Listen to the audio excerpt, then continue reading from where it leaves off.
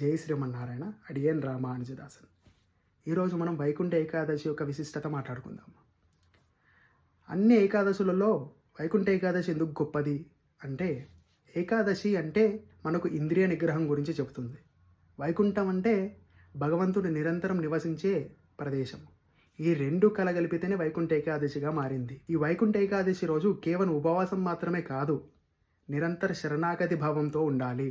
వైకుంఠ ఏకాదశి రోజు వైకుంఠ ద్వారం అంటే కేవలం తలుపులు మాత్రమే కాదు, అదొక సందేశం. అది మనకి ఏం చెబుతుంది అంటే, భగవంతుడు నీ అర్హతను చూడడు, కేవలం నీ శరణాగతి భావాన్ని మాత్రమే చూస్తాడు అని.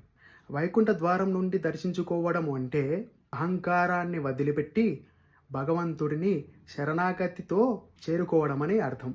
అప్పుడే ద్వారాలు తెరుచుకుంటాయి. వైకుంఠ ఏకాదశి రోజు ఉత్తర ద్వారం నుండి ఎందుకు దర్శనం చేసుకోవాలి అంటే,